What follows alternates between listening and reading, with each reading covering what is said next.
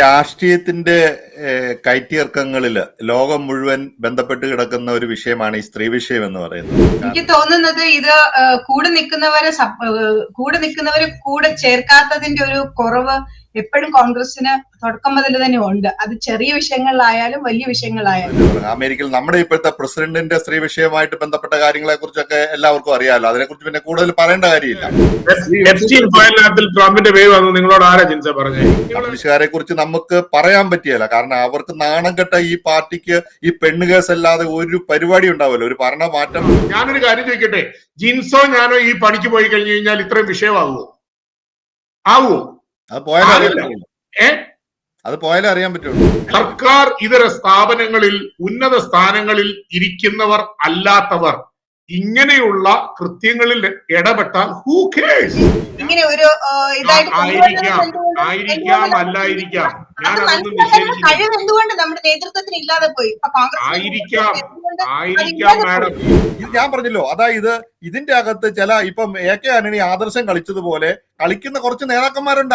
അവർക്കാണല്ലോ ഇതിനകത്ത് ഏറ്റവും കൂടുതൽ പ്രശ്നം. UDF സംബന്ധിച്ചിടത്തോളം ഇരട്ടത്താപ്പാണ് ഷാജാൻ. ആ ഇരട്ടത്താപ്പിനെ കുറിച്ചാണ് ഞാൻ പറഞ്ഞത്. അതായത്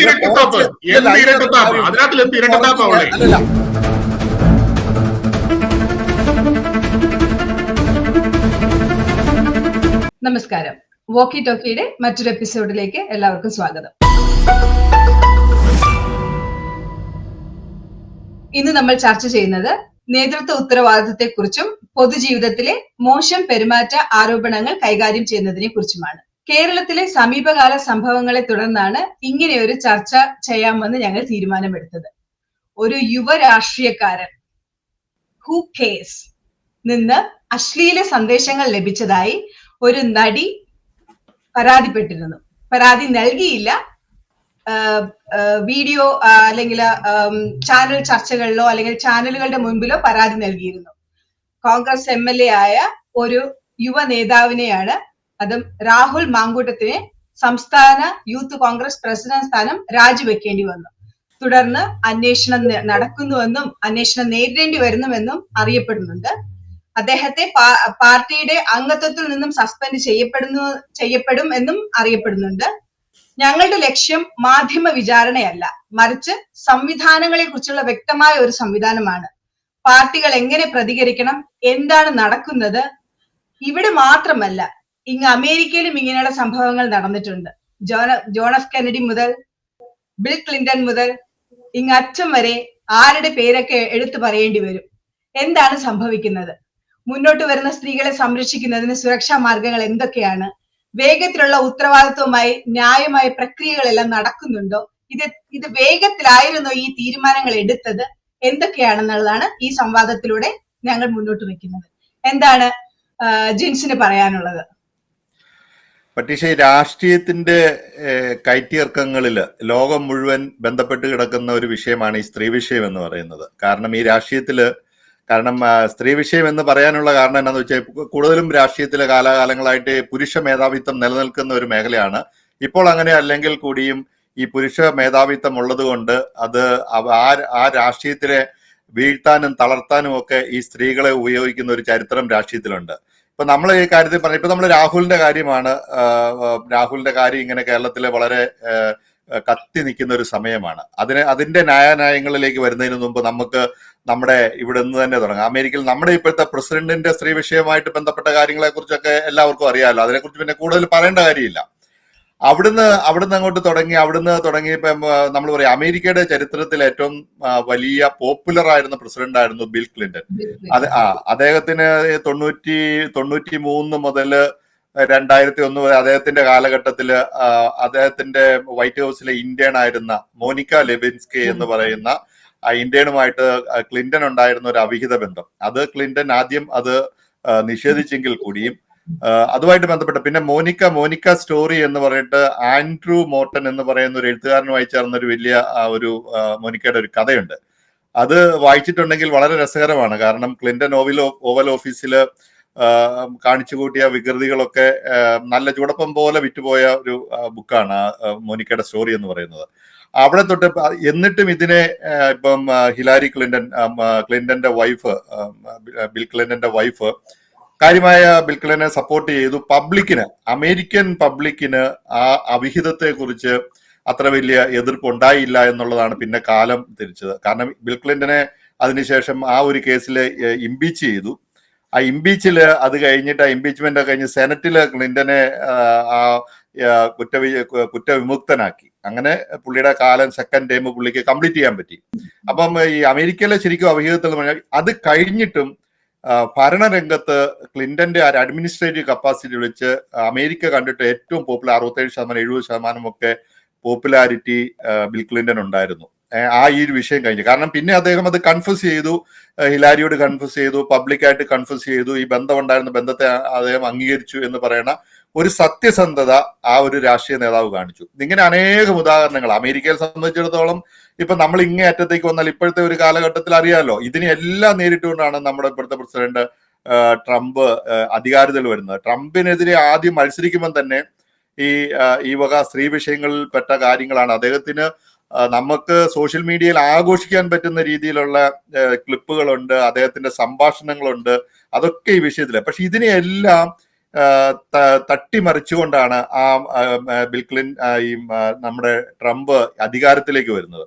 അതുപോലെ തന്നെ ഞാൻ പറയാം, ഇപ്പൊ ഈ രാഹുലിന്റെ കാര്യത്തിലേക്ക് വന്നു കഴിഞ്ഞാൽ അത് ശരിക്കും പറഞ്ഞാൽ കെട്ടിച്ചമയ്ക്കപ്പെട്ട ഒരു ആരോപണമായിട്ട് ഏതോ ഒക്കെ കോണുകളിൽ നിന്ന് അദ്ദേഹത്തിനെ ക്രൂശിക്കണമെന്ന് നിർബന്ധമുള്ള ഒരു കൂട്ടം ആൾക്കാർ, അതിൻ്റെ അകത്ത് ഇടതുപക്ഷക്കാരുണ്ട്. ഈ കമ്മ്യൂണിസ്റ്റുകാരെ കുറിച്ച് നമുക്ക് പറയാൻ പറ്റിയല്ല, കാരണം അവർക്ക് നാണം കെട്ട ഈ പാർട്ടിക്ക് ഈ പെണ്ണുകേസ് അല്ലാതെ ഒരു പരിപാടി ഉണ്ടാവുമല്ലോ. ഒരു ഭരണമാറ്റം, ഇപ്പൊ ഒരു ഇലക്ഷൻ നടക്കാൻ പോകുന്ന സമയത്ത് കമ്മ്യൂണിസ്റ്റുകാരെ സംബന്ധിച്ചിടത്തോളം അവർ ഈ പെണ്ണുകേസുമായിട്ട് തന്നെ വരും. ഇവരൊക്കെ എന്ത് ഇത് വെച്ചിട്ടാണ്, എന്ത് ധാർമ്മികത വെച്ചിട്ടാണ് ഇവരൊക്കെ ഈ ഒരു സമരം രാഹുലിനെതിരെ നടത്തുന്നത്? രാഹുലൊക്കെ ഒരു ഫ്ലർട്ടാണ്. രാഹുലിനെതിരെ ഒരു പരാതി പോലും ഇതുവരെ വന്നിട്ടില്ല. രാഹുലിന് 2-3 കേസുകളുണ്ട്.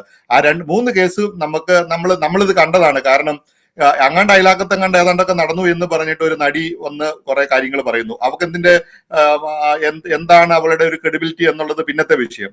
പക്ഷെ രാഹുൽ, ഞാൻ പറയാ, അത് രാഹുലിന്റെ നമുക്ക് മനസ്സിലാകുന്ന ഒരു രീതിയിൽ രാഹുലിന്റെ ഒരു പേഴ്സണൽ അഫയർ ഉണ്ടായിരിക്കാം. അഫയർ വന്നിട്ട് ഒരു പരാതി എവിടെയെങ്കിലും രജിസ്റ്റർ ചെയ്യുവാണെങ്കിൽ ആ കാര്യത്തെക്കുറിച്ച് നമുക്ക് പറയാം. ഈ ഒരു കാര്യത്തില് ഈ കോൺഗ്രസ്സുകാരെ ഞാൻ പറയാം, കോൺഗ്രസ്സുകാർ ഇതുപോലെ വിത്തിട്ട് പാർട്ടിക്കകത്ത് ഒരു തമ്മിത്തല്ലും രാഹുലിനെ വെട്ടിവീഴ്ത്തണമെന്നുള്ള ഉദാഹരണം പ്രതിപക്ഷ നേതാവൊക്കെ കാണിച്ചത് മഹാ മോശമായ പരിപാടിയാണ്. കാരണം പാർട്ടിക്കകത്ത് നിൽക്കുന്ന ആൾക്കാരെ പ്രൊട്ടക്ട് ചെയ്യും. ഇവരൊക്കെ എന്ത് വിചാരിച്ചാണ്, ആരാണ് ഇവരുടെ കൂടെ നിൽക്കാൻ പോകുന്നത്? പെണ്ണുകേസാണ്, ഉടനെ സദാചാരത്തിന്റെ മേലങ്കി എടുത്തു കഴിഞ്ഞ് ഇവരെല്ലാം വിഷയമായിട്ട് മാറുന്നു. നിങ്ങൾ പാവം ചെയ്യാത്തവർ കല്ലെറിയിട്ട് എന്ന് ബൈബിളിൽ പറഞ്ഞിട്ടുള്ളത് പോലെ ഇവർ ഏതെങ്കിലും ഒരു നേരവാണ് നിന്നിട്ട് പറയാൻ പറ്റുമോ? കമ്മ്യൂണിസ്റ്റുകാരെ നമ്മൾ വിടും. പിന്നെ അവരുടെ സ്ഥിരം പരിപാടിയാണിത്. ഒരു മന്ത്രി ആരോപണ വിധേയനായിട്ട് മുഴുവൻ തെളിവുകളോടും പരാതിയുള്ള ഒരു മന്ത്രിസഭയിൽ ഇരിക്കുന്നു. ഒരു മന്ത്രിയല്ല, 2-3 മന്ത്രിമാര് ആ മന്ത്രിസഭയിൽ ഇരിക്കുന്നു. പിന്നെ മുകേഷിന്റെ വിഷയങ്ങളൊക്കെ MLA-മാരുടെ ഇവർക്ക് പെണ്ണുകേസ് ഇല്ലാത്ത എത്ര പേരുണ്ടാകും? മൊത്തത്തിൽ എടുത്തു കഴിഞ്ഞാൽ പെണ്ണുകേസ് ഇല്ലാത്ത ഒരു 50% ആൾക്കാരെ തേച്ചെടുക്കാൻ പറ്റിയല്ല.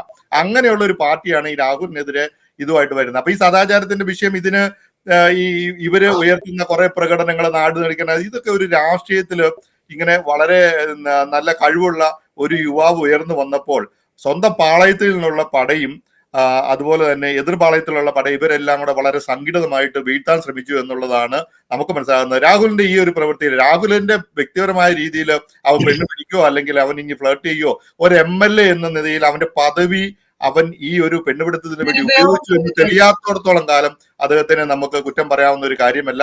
അത് അങ്ങനെ ചെയ്യുന്നതിൻ്റെ അകത്ത് എന്തൊക്കെയോ ചതികളുണ്ട്, അത് നമുക്കറിയേണ്ട കാര്യമല്ല. പക്ഷെ ലോകത്തെല്ലായിടത്തും രാഷ്ട്രീയത്തില് ഇതൊരു ഒരു സംഭവമാണ്. ഈ വിഷയത്തിൽപ്പെട്ട രാഷ്ട്രീയ ഭാവി തുലയ്ക്കാനായിട്ട് കൂടെ നിൽക്കുന്നവരും എതിർപക്ഷത്ത് നിൽക്കുന്നവരും ഒക്കെ ഒന്നിച്ച് ശ്രമിക്കുക എന്നുള്ളത് വളരെ കോമൺ ആയിട്ടുള്ള ഒരു കാര്യമാണ്. എനിക്ക് തോന്നുന്നത് ഇത് കൂടെ നിൽക്കുന്നവരെ കൂടെ ചേർക്കാത്തതിന്റെ ഒരു കുറവ് എപ്പോഴും കോൺഗ്രസിന് തുടക്കം മുതൽ തന്നെ ഉണ്ട്. അത് ചെറിയ വിഷയങ്ങളിലായാലും വലിയ വിഷയങ്ങളിലായാലും. ഇതിപ്പോ ഇത്രയും ഒരു വലിയ വിഷയമാണ്. തുടരെ ഇങ്ങനെ പിന്നെ ആരോപണങ്ങൾ വന്നുകൊണ്ടിരിക്കുന്നു. ഇപ്പൊ ഒരു ചെറിയൊരു വിഷയം ഒരു പാർട്ടി പ്രവർത്തകർക്ക് ഉണ്ടായാൽ പോലും അവരെ ചേർത്ത് നിർത്തുന്ന ഒരു സ്വഭാവം കോൺഗ്രസിന്റെ തലപ്പത്തിൽ നിന്ന് വരുന്നില്ല. അത് തന്നെ കോൺഗ്രസ് പാളയത്തിൽ നിന്ന് ആൾക്കാര് കൊഴിഞ്ഞു പോക്കിന് അതൊരു കാരണമായി തീരുന്നുണ്ട്. ഇപ്പൊ ഒരു ഇലക്ഷന്റെ വക്കത്ത് വന്ന് നിൽക്കുമ്പോൾ കോൺഗ്രസിന്റെ തലപ്പത്തിൽ നിന്ന് എടുത്ത ഈ ഒരു തീരുമാനം അത് വളരെ വേഗത്തിലായി പോയി എന്നൊരു ചിന്ത സാധാരണ ജനങ്ങൾക്കിടയിൽ പോലും ഉണ്ട്. അവരാകെ ചിന്തിച്ചത് എനിക്ക് തോന്നുന്നത് ഇലക്ഷനെ എങ്ങനെ അഭിമുഖീകരിക്കാം, സീറ്റുകൾ എങ്ങനെ പിടിച്ചു നിർത്താം, അപ്പൊ അതിനെങ്ങനെ പ്രൊട്ടക്ട് ചെയ്യാം എന്നത് മാത്രമാണ് അവർ ചിന്തിച്ചത്. പിന്നെ പാലക്കാട് ഇനിയൊരു MLA സ്ഥാനം രാജിവെപ്പിക്കാതെ അതെങ്ങനെ പ്രൊട്ടക്ട് ചെയ്യാം, അപ്പൊ അതിനൊരു കുറുക്കു വഴിയാണ് എന്ന് തോന്നുന്നു. എന്റെ ഒരു ഇതിൽ എനിക്ക് തോന്നുന്നു അതൊരു കുറുക്കു വഴിയായിട്ടാണ് അവരത് ചിന്തിച്ചിരിക്കുന്നത്. അതായത് പിന്നെ പാർട്ടി അംഗത്വത്തിൽ നിന്ന് രാജിവെപ്പിക്കുക, പിന്നെ യൂത്ത് കോൺഗ്രസ് സംസ്ഥാന പ്രസിഡന്റ് എന്നുള്ള നിലയിൽ നിന്ന് രാജിവെപ്പിക്കുക, പുറത്താക്കുക. അപ്പം തങ്ങളുടെ ആ ഒരു കൈ സംശുദ്ധമാക്കിയിട്ട് എല്ലാം രാഹുലിന്റെ ഇതിലേക്ക് ചുമലിലേക്ക് അങ്ങ് വിട്ടുകൊടുക്കുക എന്നുള്ളത്, അത് പ്രൊട്ടക്ട് ചെയ്യാതെ അദ്ദേഹത്തെ തന്റെ ഇതിലേക്ക് വിട്ടുകൊടുക്കുക. നാളെ ഇനി ഇത് എല്ലാം ഒരു തെളിവ് സഹിതം ഇതെല്ലാം ഒരു പിന്നെ വെറും എന്താ പറയാ, ഇതിന് ഒരു തെളിവുമില്ല, ഇതെല്ലാം വെറും ആരോപണങ്ങൾ മാത്രമായിരുന്നു എന്ന് തെളിഞ്ഞു വന്നു കഴിഞ്ഞാല് രാഹുൽ കുറ്റവിമുക്തനായാല് ഇപ്പൊ തന്നെ ഓരോന്നും തെളിഞ്ഞു വരുന്നുണ്ട്, ഓരോ ഇതിലായിട്ട് തെളിഞ്ഞു വരുന്നുണ്ട്. ഞാൻ ന്യൂട്രൽ ആയിട്ടാണ് സംസാരിക്കുന്നത്, രണ്ടു ഭാഗത്തും നമുക്ക് സംസാരിക്കണമല്ലോ. അഥവാ ഇത് തെളിഞ്ഞു വന്നാല് ഇത് കെട്ടിച്ചമയ്ക്കപ്പെട്ട കഥയാണ് തെളിഞ്ഞു വന്നാല് ഇവരെന്ത് ചെയ്യും? ന്യൂട്രൽ ആയിട്ടല്ല, ഇതുവരെ നിൽക്കുന്ന ഒരവസ്ഥയില് ഈ പൊളിറ്റിക്സിന്റെ ഭാഗത്ത് ഇതുവരെയും നമ്മൾ കണ്ടിട്ടുള്ളതിൽ വെച്ച് രാഹുലിനെ ക്രൂശിക്കത്തക്ക രീതിയിലുള്ള ഒരു കുറ്റാരോപണമോ ഒരു തെളിവോ ഒന്നും വന്നിട്ടില്ല. ഇതൊക്കെ കൂട്ടിച്ചേർക്കപ്പെട്ട അല്ലെ ടാർഗറ്റ് ചെയ്യപ്പെട്ട ഒരു സംഭവമാണ്. ഇപ്പം ഷാജൻ ഇതിനെക്കുറിച്ച് നമ്മുടെ പ്രസിഡന്റ് ഇപ്പൊ എപ്സ്റ്റീൻ ഫയൽസിൽ വരെയും പേര് വന്നിട്ടുള്ള നമ്മുടെ അമേരിക്കൻ പ്രസിഡന്റിന്റെ ഈ കഥകള്, പിന്നാമ്പുറ കഥകള്, അതിനെക്കുറിച്ച്, കാരണം അത് നമ്മൾ പറയുന്നില്ല എന്ന് പറഞ്ഞു കഴിഞ്ഞാൽ അത് തന്നെ 4 എപ്പിസോഡിനുള്ള സബ്ജക്ട് ഉണ്ടാവും. അതുകൊണ്ടാണ് ഞാൻ ഈ ട്രംപിനെ ഒഴിവാക്കിയിട്ട് ക്ലിന്റന്റെ കാര്യം പറഞ്ഞത്. അപ്പം ജോൺ എഫ് കെന്നഡിയുടെ പേര് പോലും വന്നിട്ടുണ്ടല്ലോ സ്കാൻഡലിൽ, വൈറ്റ് ഹൗസിലുള്ള ഇന്റേണോ ആയിട്ടുള്ള ഇതാണല്ലോ വന്നിട്ടുള്ളത്. എപ്സ്റ്റീൻ ഫയലിനകത്തിൽ ട്രംപിന്റെ പേര് വന്നു. നിങ്ങളോട് ആരാ ജിൻസ പറഞ്ഞേ? നിങ്ങൾ എന്തായി പറയുന്നത്? എപ്സ്റ്റീൻ ഫയലിനകത്തിൽ ട്രംപിന്റെ പേര് എവിടെ വന്നേ? അല്ല, എപ്സ്റ്റീൻ ഫയൽസ് കൊണ്ടുവന്നില്ല. എപ്സ്റ്റീൻ ട്രംപിന്റെ സുഹൃത്താണല്ലോ. ട്രംപ് അവിടെ എപ്സ്റ്റീൻ ഫയലിനകത്തിൽ ട്രംപിന്റെ പേര് വന്നത് എവിടെയാണ്? ട്രംപിനെ കുറിച്ച് നിങ്ങള് ട്രംപിന്റെ അവിഹിതവും ട്രംപിന്റെ പെണ്ണ് കേസും ഒക്കെ പറയാം. ഇല്ലേ? ട്രംപിന് അങ്ങനെയുള്ള അവിഹിതം ഇല്ലേ? അല്ല, ഞാൻ ഉണ്ടോ ഇല്ലയോ ഒന്നുമല്ല ഞാൻ പറയുന്നത്.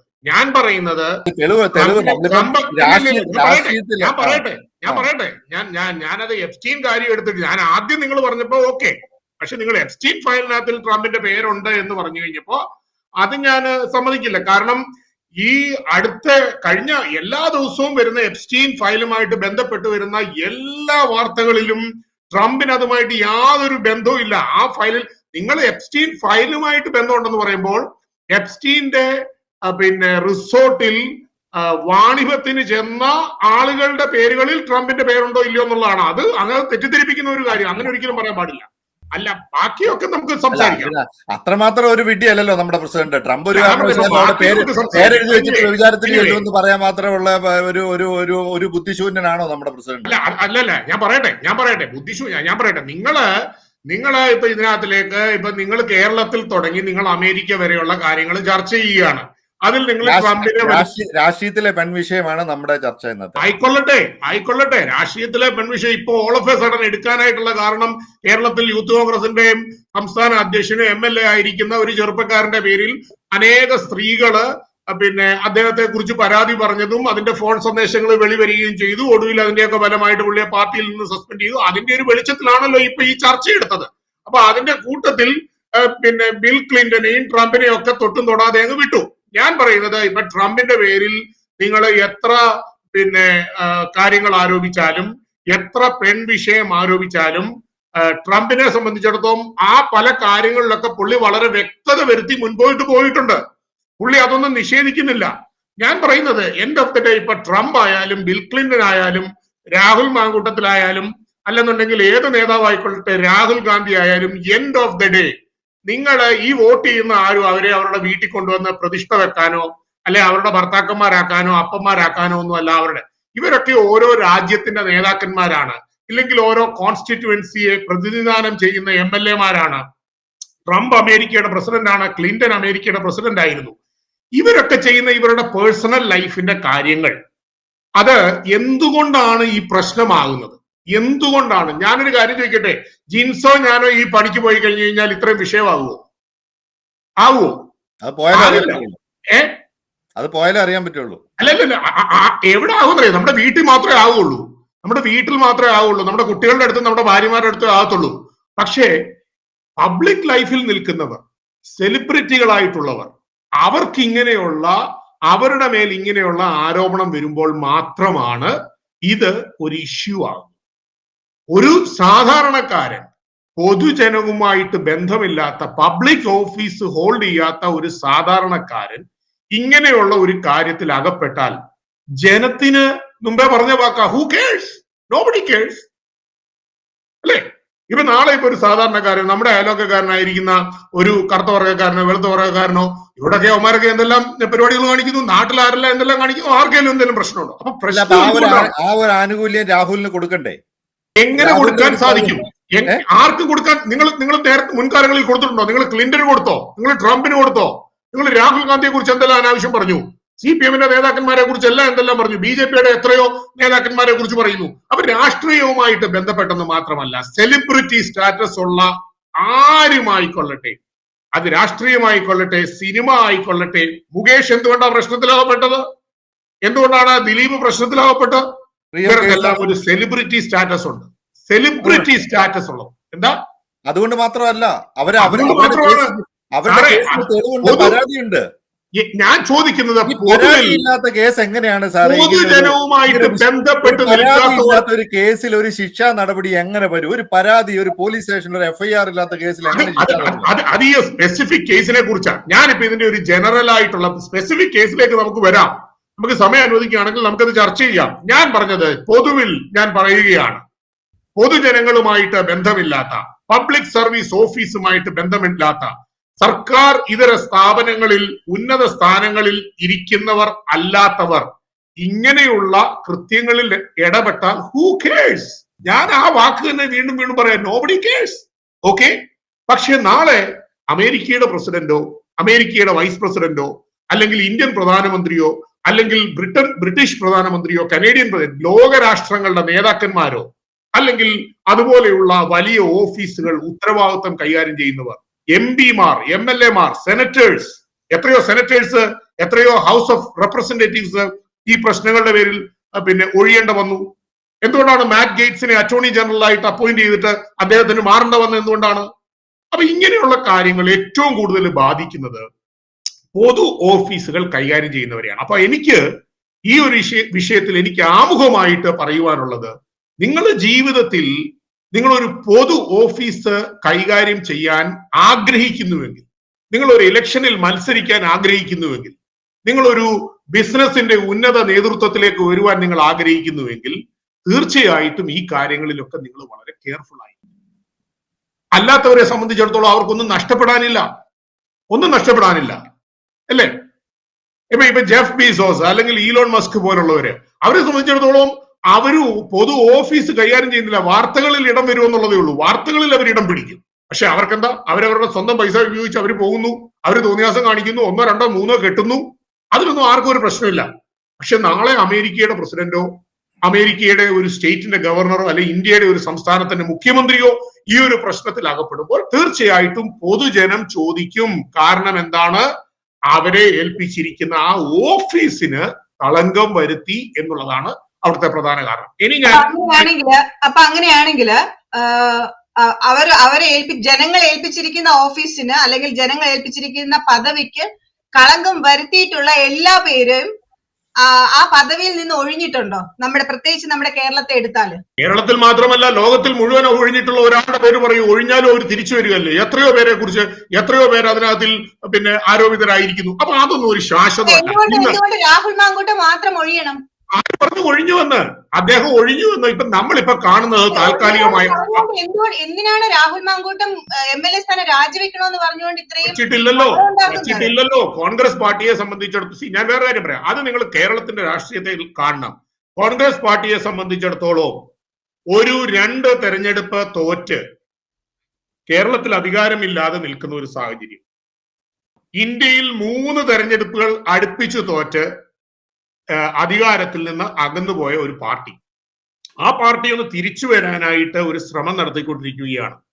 രാഹുൽ ഗാന്ധി വോട്ട് ചോരി എന്ന് പറഞ്ഞ് BJP ഗവൺമെന്റിനെതിരെ വലിയൊരു ക്യാമ്പയിൻ നടത്തി ബീഹാറിൽ ഒരു യാത്ര നടത്തിക്കൊണ്ടിരിക്കുകയാണ്. എന്താണ് കാര്യം? ബീഹാറിൽ അധികാരം തിരിച്ചു പിടിച്ചു കഴിഞ്ഞു കഴിഞ്ഞാൽ ഇപ്പോൾ ഈ സർക്കാരിനെതിരെ രാഹുൽ ഗാന്ധി ഉയർത്തുന്ന ആരോപണങ്ങളെ സാധൂതീകരിക്കുകയും അതിന്റെ മുൻപോട്ടുള്ള നാളുകളിൽ ഈ സർക്കാരിനെ സമ്മർദ്ദത്തിൽ നിർത്താനായിട്ട് സാധിക്കും. അല്ലെങ്കിൽ ആ ഒരു പ്രക്രിയയ്ക്ക് വേണ്ടിയാണ് ഇപ്പോൾ ബീഹാറിൽ ഈ യാത്ര നടത്തുന്നത്. ഇങ്ങനെ കോൺഗ്രസിന്റെ നേതൃത്വത്തിലുള്ള ഇന്ത്യയുടെ പ്രതിപക്ഷ നേതാവ് ഒരു സൈഡിൽ കൂടി കോൺഗ്രസ് പാർട്ടിയെ തിരിച്ചു കൊണ്ടുവരാനായിട്ട് ശ്രമിക്കുന്നു.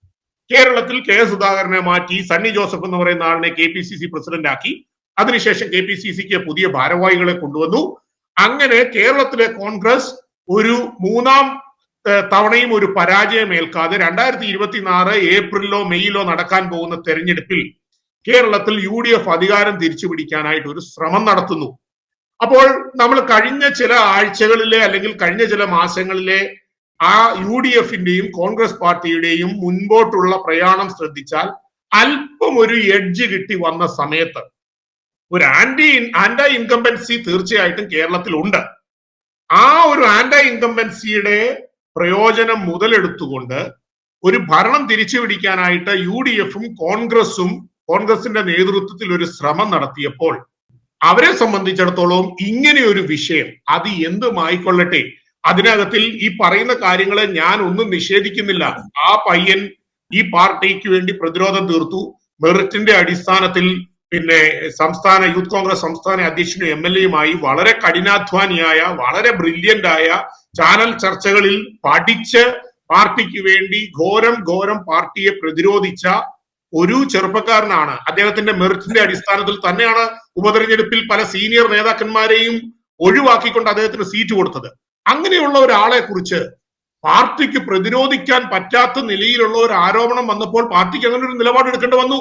നിങ്ങൾ കമ്മ്യൂണിസ്റ്റ് CPM-ഉമായിട്ട് നിങ്ങൾ കോൺഗ്രസിനെ താരതമ്യം ചെയ്യുന്നത് കൊണ്ടാണ് ഈ പ്രശ്നം. CPM എന്ത് കള്ളത്തരവും എന്ത് തോന്നിവാസവും എന്ത് വൃത്തികേടും അതിനെ അതിനെ കംപ്ലീറ്റ്ലി മായ്ച്ചു കളഞ്ഞിട്ട് ഒന്നും സംഭവിക്കാത്ത രീതിയിൽ സ്വന്തം പാർട്ടി കോടതിയും സ്വന്തം പോലീസ് സ്റ്റേഷനും തീവ്രത ഇളക്കുന്ന സ്വന്തം മെഷീനും ഒക്കെയുള്ള CPM-നെ പോലുള്ള ഒരു പാർട്ടിയുടെ മുമ്പിൽ കോൺഗ്രസ് പാർട്ടിയുടെ സംസ്കാരവും കോൺഗ്രസ് പാർട്ടിയുടെ ചരിത്രവും അറിയുന്ന ഒരാൾക്ക് പറയാൻ പറ്റും കോൺഗ്രസ് പാർട്ടിക്ക് ഇത് പറ്റില്ല. ഒരിക്കലും കോൺഗ്രസ് പാർട്ടിക്ക് അതിന് സാധിച്ചിട്ടുമില്ല. അങ്ങനെ ഡിഫെൻഡ് ചെയ്യാൻ പറ്റുന്ന ഒരു ശൈലിയല്ല കോൺഗ്രസ് പാർട്ടിക്കുള്ളത്. അതുകൊണ്ടാണ് കോൺഗ്രസ് പാർട്ടി എപ്പോഴും പ്രതിരോധത്തിലാകുന്നത് ഇങ്ങനെയുള്ള ഇഷ്യൂ വരും. അപ്പൊ അതിനുള്ള പിന്നെ എന്താണ് അതിന്റെ ഓപ്ഷൻ എന്താണ്, അല്ലെങ്കിൽ അതിനുള്ള മരുന്ന് എന്താണ് എന്ന് ചോദിച്ചു കഴിഞ്ഞാൽ കോൺഗ്രസ് നേതാക്കന്മാർ ഇക്കാര്യത്തിൽ ശ്രദ്ധാലുക്കളാകുക എന്നുള്ളതേ ഉള്ളൂ. രാഹുൽ മാൻകൂട്ടത്തിൽ ഷാജൻ പറഞ്ഞതിന്റെ അകത്ത് തന്നെ അതിന്റെ അകത്ത് ആൻസർ ഉണ്ട്. അതായത് ഈ സദാചാരത്തിന്റെ പേര് പറഞ്ഞ ഒരു കപട മുഖമുള്ള കമ്മ്യൂണിസ്റ്റുകാരുടെ അവരുടെ ആ ഒരു ടാക്ടീസിന് മുന്നിൽ, അതായത് കോൺഗ്രസിലെ കുറെ നേതാക്കന്മാർ അവരുടെ അവരുടെ ആവശ്യങ്ങൾക്ക് വേണ്ടി രാഹുൽ മാങ്കൂട്ടത്തിനെ ബലി കൊടുത്തു എന്നുള്ള ഒരു കൃത്യമായിട്ടൊരു നിരീക്ഷണമാണ് ഷാജൻ പറയുന്നത്. കാരണം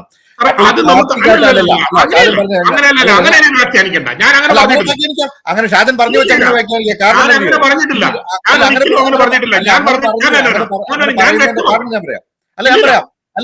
അല്ല ഷാജൻ പറഞ്ഞു വന്ന് ഞാനൊന്ന് പറയട്ടെ. അതായത് നിലവിൽ ഇപ്പൊ ഈ പറഞ്ഞ രാഹുൽ മാങ്കൂട്ടത്തിനെതിരെ ഒരു തെളിവില്ല. പക്ഷെ ഇങ്ങനെ ഒരു പ്രത്യേക സാഹചര്യത്തിൽ 2 തവണ ഭരണം നഷ്ടപ്പെട്ടിരിക്കുന്ന ഒരു പാർട്ടി ഒരു ചെറിയ ഒരു വിഷയം ഉണ്ടായി കഴിഞ്ഞപ്പോൾ കമ്മ്യൂണിസ്റ്റ് പാർട്ടിയുടെ ഒക്കെ ഒരു സമ്മർദ്ദം സഹിക്കവയ്യാതെ രാഹുലിനെ അങ്ങനെയല്ലാതെ പിന്നെ എങ്ങനെയാണ് വരുന്നത്? ഇപ്പൊ രാഹുൽ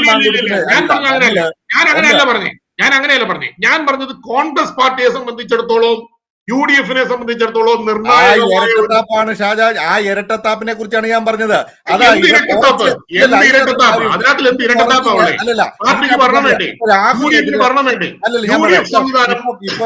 ഇപ്പൊ മന്ത്രിയായിട്ടിരിക്കുന്ന ഗണേഷ് കുമാറിന്റെ പേരില് ഉള്ള ചാർജ് പോലെയോ മുകേഷിനെതിരെയുള്ള ചാർജ് പോലെയോ അങ്ങനെയുള്ള കടകംപള്ളിക്കെതിരെയുള്ള കേസ് സ്വപ്നയൊക്കെ എത്ര കൃത്യമായിട്ടാണ് പറഞ്ഞത്, കേസും കോടതിയുമായിട്ട് എത്ര തവണ പോയതാണ്. അങ്ങനെ ഒരു മെറിറ്റ് ഉള്ള കേസിലാണെങ്കിൽ ഇതെന്നെ കാണിച്ച് അല്ലെ ഷാജി, ഇതിനകത്തൊരു കാര്യം, ഈ കോൺഗ്രസ് നേതാക്കന്മാര് ആര് കൂടെ നിൽക്കുമെന്നാ പറഞ്ഞേ? ഇങ്ങനെ ഞാൻ പറയും, ഒരു പരാതി വന്നതിന് ശേഷം, ഇപ്പൊ രാഹുലിന്റെ കേസിന്റെ ഇപ്പോഴത്തെ കണ്ടീഷൻ വെച്ചിട്ട് ഒരു പരാതി വന്നതിന് ശേഷം രാഹുലിനെ ശിക്ഷിച്ചു. Rahul already youth Congress president സ്ഥാനം രാജിവെച്ചു. അദ്ദേഹം MLA സ്ഥാനം രാജിവെക്കണമെന്ന് പറഞ്ഞു. അദ്ദേഹത്തിനെ ഒറ്റുകൊടുക്കാൻ നിൽക്കുന്നതും അദ്ദേഹത്തിനെ ഒറ്റപ്പെടുത്താൻ ശ്രമിക്കുന്നതും ഈ പാർട്ടിയില് ഈ കോൺഗ്രസ്സുകാർ ഞാൻ ഇതിന്റെ അകത്ത് ഒരു പറയാം, ആദർശത്തിന്റെ വിളമുഖമായിരുന്ന AK ആന്റണി എന്ന് പറഞ്ഞ അദ്ദേഹം ഈ രാഷ്ട്രീയത്തിൽ അദ്ദേഹം എന്താണ് ഈ കോൺഗ്രസ് പാർട്ടിക്ക് നേടിക്കൊടുത്തത്? അദ്ദേഹം ഇന്ത്യയുടെ 2ാം സ്ഥാനം വരെ ഭരണം കിട്ടിയപ്പോൾ മുഖ്യമന്ത്രിയായി, 3-4 തവണ മുഖ്യമന്ത്രിയായി, എല്ലാ അധികാര സ്ഥാനങ്ങളും കൈകാര്യം ചെയ്തിട്ട് സ്വന്തം വീട്ടിലെ 2 മക്കളെ രാഷ്ട്രീയം പഠിപ്പിക്കാൻ പോലും പറ്റിയില്ലാത്ത അതാണ് അദ്ദേഹത്തിന്റെ കോൺട്രിബ്യൂഷൻ. അദ്ദേഹം എത്ര പേരെ ആദർശത്തിന്റെ പേര് പറഞ്ഞ് എത്ര പേരെ ഒറ്റിക്കൊടുത്തു, എത്ര പേരെ ചതിച്ചു. അങ്ങനെ പോലെ ഇപ്പോഴത്തെ കുറെ നേതാക്കന്മാരും കൂടെ നിൽക്കുന്ന ആൾക്കാരെ പ്രൊട്ടക്ട് ചെയ്യാൻ പറ്റുക. CPM-നെയൊക്കെ കണ്ടുപഠിക്കണമെന്ന് പറയുന്നത് അതാണ്. ഞാൻ ആദർശം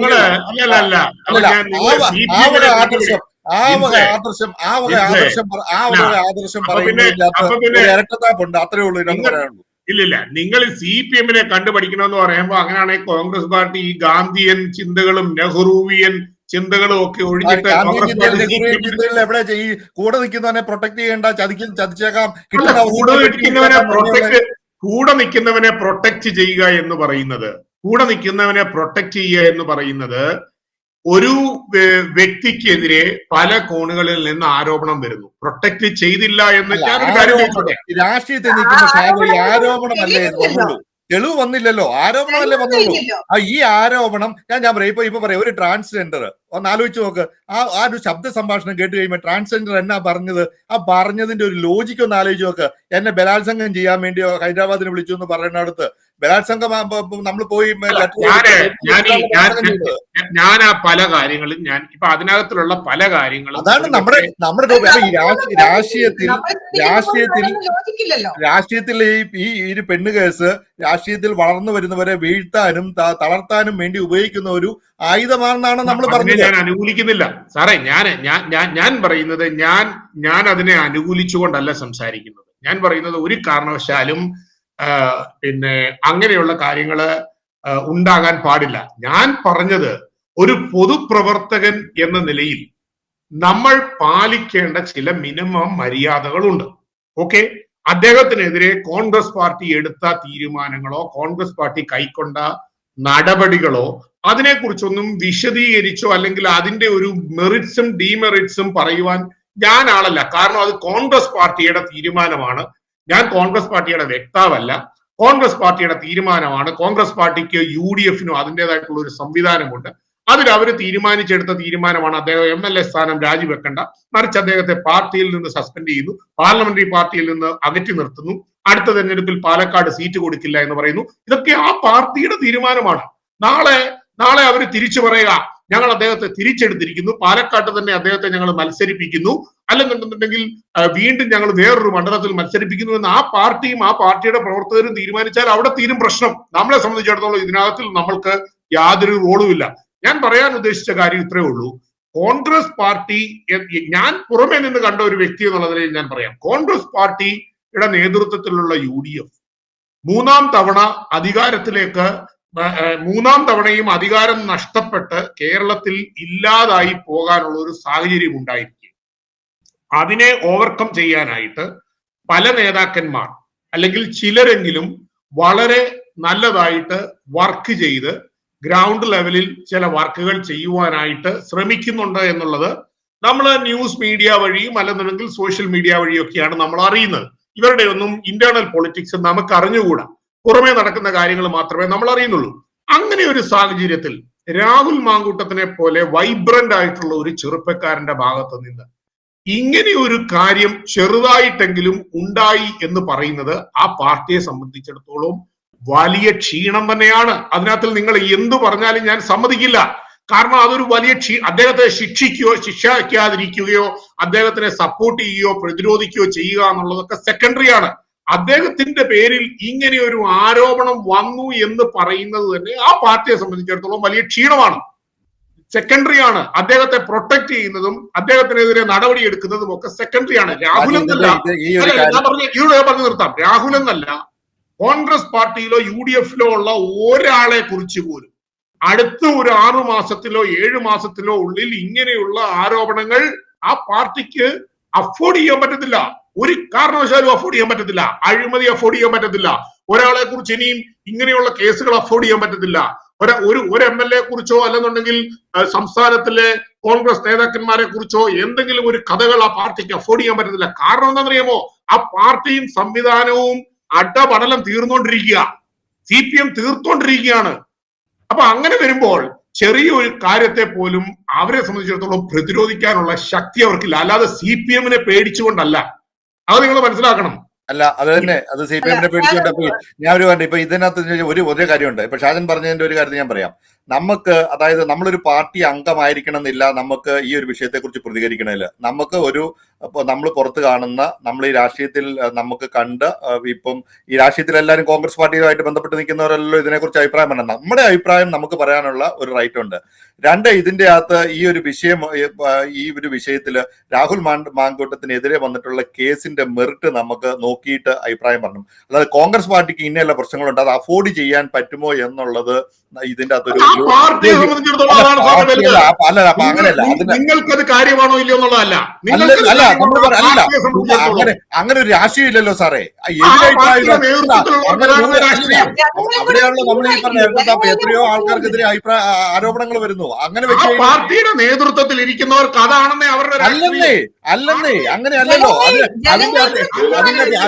ആ പാർട്ടിക്കകത്ത് ആരാണ് ഇത് ഞാൻ പറഞ്ഞല്ലോ. അതായത് ഇതിന്റെ അകത്ത് ഇപ്പം AK ആന്റണി ആദർശം കളിച്ചതുപോലെ കളിക്കുന്ന കുറച്ച് നേതാക്കന്മാരുണ്ട്. അവർക്കാണല്ലോ ഇതിനകത്ത് ഏറ്റവും കൂടുതൽ പ്രശ്നം. ഈ രാഹുൽ മാങ്കൂട്ടത്തിനെ ഈ പാർട്ടിക്കകത്ത് തന്നെ ആൾക്കാർ ഒറ്റി കൊടുത്തിട്ടുണ്ട്. കമ്മ്യൂണിസ്റ്റുകാർ മാത്രമല്ല, അവര് പ്രകടനം നടത്തി, പന്തംകുളത്തി പ്രകടനം നടത്തി, അദ്ദേഹത്തിന്റെ ഓഫീസ് തല്ലി പൊട്ടിച്ചു, കരിയോയിൽ ഒഴിച്ചു. അതൊക്കെ സ്വാഭാവികം, അത് അവരുടെ സ്ഥിരമായിട്ടുള്ള രാഷ്ട്രീയ കാര്യമാണ്. പക്ഷെ ഈ ഒരു കാര്യത്തിൽ തെളിവ് വരുന്നത് വരെ ഇത് ഒന്നാമത്തെ കാര്യം, ഇതിനകത്തൊരു പ്രോട്ടോകോൾ പോലും, അതായത് പ്രൊസീജിയർ പോലും നോക്കിയിട്ടില്ല. ഒരു നോട്ടീസ് കൊടുത്തൊരു അഭിപ്രായം കേൾക്കാനുള്ള 3 ദിവസം 4 ഒരാഴ്ച കൊണ്ട് സംഭവം തീരുമാനമായില്ലേ? അങ്ങനെ, അതായത് ചിലർക്ക് നേതാക്കന്മാരാക്കാനായിട്ട് ചിലരെ ബലി കൊടുക്കുന്നു. ഈ പാർട്ടി നശിക്കാനുള്ളതിന്റെ പ്രധാനപ്പെട്ട കാരണം ഇത് തന്നെയാണ് സാറേ. ഇങ്ങനെയാണ് ഒരു പാർട്ടിക്കകത്ത് ആദർശമൊക്കെ പറയും. കാലം മാറുന്നത് തിരിച്ചറിയണ്ടേ? അതായത് എന്റെ ഷാജ, ഇതിന്റെ അകത്തിരിക്കുന്ന കുറച്ച് നേതാക്കന്മാർക്ക് ഭരിച്ച് സൂഹിക്കാനായിട്ട് ബാക്കിയുള്ളവരെല്ലാം സഹിച്ചോണം എന്ന് പറഞ്ഞതാണ് ഈ പാർട്ടിക്ക് വന്നത്. കുറെ ആൾക്കാർ നന്നായിട്ട് സൂഹിച്ചു, കുറെ ആൾക്കാർ നന്നായിട്ട് ഭരിച്ചു, അവരെ കണ്ട് ബാക്കിയുള്ളവരെല്ലാം സഹിച്ചു. എത്രയോ അങ്ങനെയാണ് ഈ കോൺഗ്രസ് കുത്തുവാള എടുത്തത്. ഇങ്ങനെയുള്ള നേതാക്കന്മാർ വന്നു കഴിഞ്ഞാൽ, കൂടെ നിൽക്കുന്ന പാർട്ടിക്ക് വേണ്ടി പ്രവർത്തിക്കുന്നവരെ ഒതുക്കാൻ ശ്രമിച്ചു കഴിഞ്ഞാൽ, ഇന്ന് രാഹുൽ മാങ്കൂട്ടം അതിന്റെ താഴോട്ട് വന്നു കഴിഞ്ഞാൽ ഒതുക്കൽ മാത്രമേ ഉള്ളൂ. പാർട്ടി എന്ന് പറയുന്ന ഒരു സംഘടനാ സംവിധാനത്തിൽ ഒന്നിച്ചു നിന്ന് അവരെ അങ്ങോട്ടും ഇങ്ങോട്ടും സപ്പോർട്ട് ചെയ്യാൻ പറ്റാവുന്ന ഒരു സാഹചര്യം ഇല്ലെങ്കിൽ ഈ പാർട്ടി അങ്ങനെ രക്ഷപ്പെടും.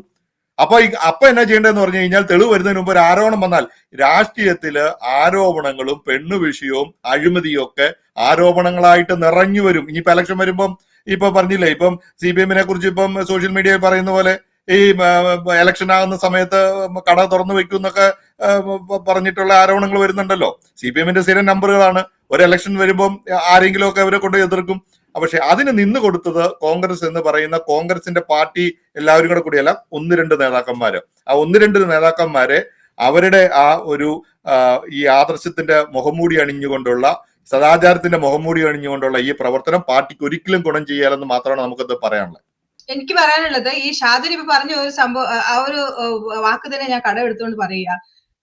മൂന്നാമത്തെ ഒരു എന്താ പറയാ, ഇപ്പൊ കമ്മ്യൂണിസ്റ്റ് പാർട്ടി, അതായത് CPM ഭരിക്കുന്ന ഇത് 3ാമത്തെ തവണയിലേക്ക് അവർക്ക് കൊടുക്കാതെ കോൺഗ്രസിലേക്ക് തിരിച്ചു വരണമെന്നുള്ള ഒരു ശക്തമായ ഒരു തീരുമാനത്തിലേക്ക് വന്നുകൊണ്ട് ബ്ലോക്ക് തലം വരെയുള്ള രീതിയിൽ നല്ല പ്രവർത്തനം നടത്തിക്കൊണ്ടിരിക്കുന്ന ഈ സമയത്താണ് ഈ രാഹുൽ മാങ്കൂട്ടത്തിന്റെ ഈ ഒരു വിഷയം വന്നിരിക്കുന്നത്.